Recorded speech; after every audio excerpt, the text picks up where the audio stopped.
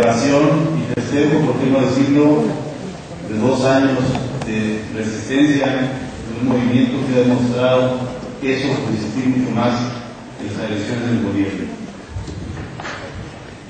Voy a más que dar una conferencia, bueno, pretendería hacer tal cosas y informar a ustedes frente a que somos responsables de la conducción de algunos de los asuntos jurisdiccionales frente a los tribunales que está llevando el tratado, que nos ha encargado el Sindicato Mexicano de Electricistas.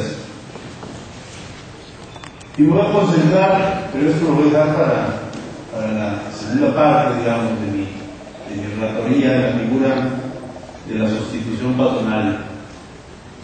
Y hago esto con el ánimo de informar, porque la información es probablemente el mayor poder que puede tener el ser humano, el mayor poder que pueden tener los trabajadores, sobre todo en un tiempo en donde la manipulación de la información es característica de la actuación de los gobiernos. Ustedes han oído hablar de 3 amparos. Uno ya resuelto por la Suprema Corte de Justicia de la Nación, en donde a pesar de las evidencias de que el decreto de extinción del uso y fuerza del centro era abiertamente inconstitucional y había argumentos sobrados para ello, y habría que decir que el doctor Roberto Arrancasia hizo cargo mayormente de ponerlos en esa primera demanda de amparo con pruebas suficientes. No obstante ello, la Suprema Corte ratificó una resolución abiertamente ilegal de un juzgado de distrito preparado ad hoc para conocer de este asunto y determinó que aquel decreto no era inconstitucional. Sin embargo, la propia Corte, y voy a retomar un poco más adelante esta situación, dijo que no había resuelto varias cuestiones, entre ellas si había o no habido fuerza mayor que diera como conclusión la terminación de la relación laboral, y segundo, si había o no habido sustitución patronal que impidiera o, por el contrario, ordenara, digámoslo así, la continuación de las relaciones laborales. Por lo tanto, y en resumidas cuentas, creo que no vale mucho la pena hablar ya de ese primer amparo que está totalmente resuelto. Lo que dijo la Suprema Corte, lo que dijo el Poder Judicial es: el decreto de extinción fue constitucional, por lo tanto está correctamente extinguida la luz y fuerza del centro, pero no se ha definido la situación de los trabajadores.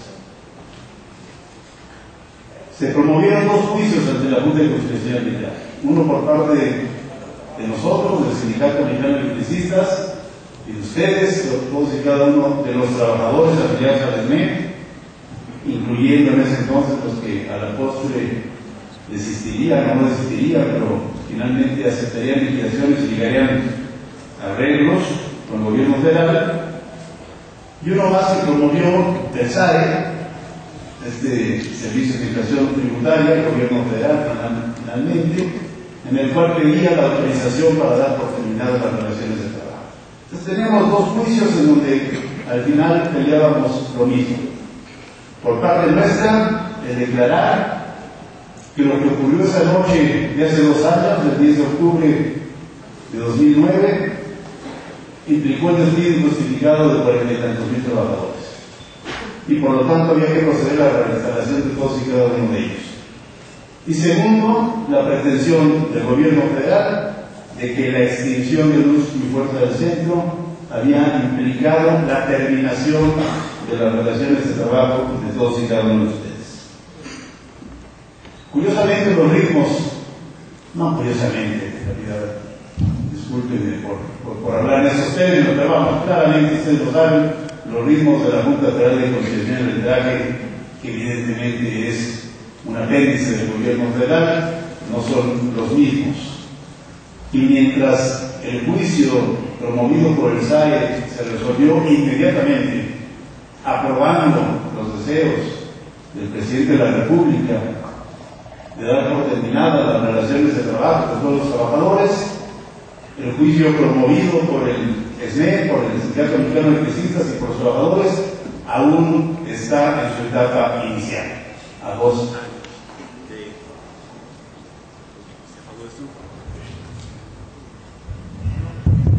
Ya volvió. A 2 años después de haberse iniciado, o a casi 2 años de haberse iniciado, ese juicio está en la etapa inicial. Hay hoy algunos amparos relacionados con este juicio promovido por la parte nuestra, que tienen que ver con cuestiones quizás secundarias, algunas violaciones procesales, el desconocimiento de la personalidad respecto de la representación del sindicato, aunque no de los trabajadores, algunos temas técnicos en los que no abundaré, como el hecho de no haber acumulado un expediente al otro a petición nuestra, a pesar de que la acumulación era evidente para evitar resoluciones contradictorias.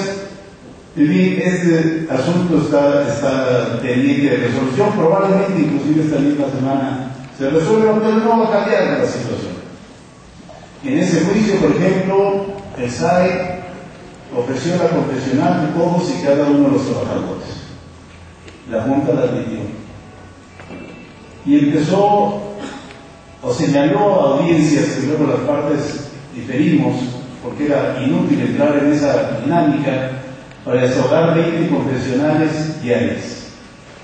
46,000 trabajadores, a razón de 20 confesionales diarias, hagan ustedes la cuenta, son 2.300 días de confesionales, suponiendo que se lograran desahogar todas y cada una de ellas, quitando fines de semana, quitando vacaciones del tribunal. Esto nos iba a llevar no menos de 8 años para desahogar las confesionales. Uno de los temas que está pendiente de resolver es precisamente si tenía sentido admitir la confesional de todos y cada uno de los trabajadores, cuando lo que está en tela de juicio es si hay o no sustitución patronal, si hay o no fuerza mayor, lo cual evidentemente no va a surgir de las declaraciones de ustedes. Pero el otro asunto, les decía, se resolvió rápidamente y es el que ahora nos interesa más. Se resolvió rápidamente y la Junta Federal de Conciliación y Arbitraje aprobó la terminación de las relaciones de trabajo. En contra de esa resolución de la Junta promovimos un amparo directo y pedimos que se hiciera cargo, como lo hizo en la primera ocasión, de resolverlo la Suprema Corte de Justicia de la Nación. Sin embargo, y nos extrañó la resolución, la Suprema Corte dijo: no me compete resolverlo, no se reúnen los requisitos de los cuales podría derivar la competencia de la Suprema Corte y por lo tanto que el asunto se regrese al Tribunal Colegiado. ¿La noticia es buena o es mala? Es difícil definirlo en este momento. La Suprema Corte ciertamente resolvió ya en forma equivocada, por decirlo menos, el amparo contra el decreto de extinción. En ese sentido, la noticia de que no sea la Corte la que vaya a resolver este nuevo amparo me parece que es buena. Pero también la decisión de la propia Corte de devolver a un tribunal colegiado de menor jerarquía un asunto de la importancia del asunto de ustedes podría implicar que hay el ánimo de no dar la cara y resolverlo controlando el asunto a través de un tribunal, insisto, de menor jerarquía. La verdad es que no me quiero hacer no quiero imaginar posibles explicaciones de este tema sin bases específicas para esto. Puede ser, y es algo que no podemos descartar, simplemente que en efecto la Corte consideró que no se daban los requisitos necesarios para, como llamamos términos jurídicos, atraer el caso y que lo resolviera el máximo tribunal. Vamos a pensar, en términos de buena fe, aunque hay poco espacio en este país para la buena fe, pero vamos a pensar que siga este asunto pues el desarrollo normal de una cuestión jurídica de esta naturaleza. ¿Qué estamos planteando en este amparo? Y es básicamente lo que vengo a informar a ustedes, o lo que vengo a recordarles a ustedes, porque es un amparo pues, que ya tiene algún tiempo, no recuerdo ahora, no tengo la nota, pero seguramente que más de un año de que se presentó. Estamos planteando que el presidente de la Junta Federal de Conciliación y Arbitraje debió excusarse porque él tiene interés personal en este asunto en contra de los trabajadores, en contra del Sindicato Mexicano de Electricistas. Y no solo por resoluciones que ha tomado, en donde se ha demostrado claramente ese interés personal, sino porque el presidente de la Junta Federal de Conciliación y Arbitraje, en este terrible sistema que tenemos en México, lo pone el presidente de la República. Sí, una actividad jurisdiccional está determinada por los deseos del presidente de la República. Lo pone y lo remueve libremente. ¿Y quién firmó el decreto de extinción de luz y fuerza? El presidente de la República. ¿Y quién planteó el otro juicio a través del SAE la terminación de las relaciones de trabajo? El presidente de la República. ¿Cómo podría entonces su subordinado directo, el presidente de la Junta Federal de Conciliación y Arbitraje, pretender resolver imparcialmente un juicio en donde tiene todo el interés del mundo? Y algunos de ustedes quizás se preguntan, bueno, y si no lo resuelve el presidente de la Junta, ¿quién? No lo sé, no es mi problema. La ley dice que si tiene interés personal directo en el asunto no puede intervenir en él. Evidentemente el sistema, el terrible y pernicioso sistema de las juntas de conciliación y arbitraje no da para más. Pero ese es un tema que no podría resolver este juicio de amparo. Promovió el amparo porque se admitió un procedimiento especial y tenía que haber sido un procedimiento de otra naturaleza. No me voy a detener en ello. Por haber emplazado al sindicato por sí a través de todos los trabajadores y no haberles dado a ustedes la oportunidad de defenderse como ustedes quisieran, que es lo que dice la Ley Federal del Trabajo. Todos ustedes son demandados en este juicio. La Junta debió haberlos notificado a todos. ¿Y cómo notifica la Junta 46.000? Ese es el problema de la Junta, no es el problema de los trabajadores. Pero se saltó ese pequeño requisito. Yo no había visto un juicio. Bueno, sí, tristemente en el caso de sus compañeros mineros ya habían hecho la misma travesura, digamos. Entonces cuando al gobierno le conviene, entonces sí se salta los requisitos y determina emplazar a los demandados, ustedes son demandados en este juicio, a través del sindicato y no personalmente como debería haberlo hecho. Por desechar varias pruebas que ofreció el Sindicato Mexicano de Electricistas. Al SAE sí le admite cualquier tipo de pruebas en el otro asunto, pero a nosotros nos desecha cualquier tipo de pruebas. Por declarar improcedente la acumulación de la que habíamos hablado de un asunto al otro, dice por el frente y con uno resolverlo a su satisfacción, de acuerdo a sus intereses, y el otro dejarlo probablemente para un trámite que podría durar, insisto, no menos de 8 años.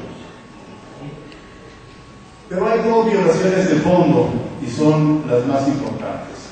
Una, lo dijimos hace ya un momento, si el decreto supone una causa de fuerza mayor para dar por terminadas las relaciones de trabajo.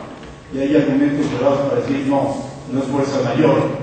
Es la intención de una persona, el presidente de la República, Felipe Calderón, en contra de los trabajadores, pero eso no puede ser achacado a una fuerza mayor.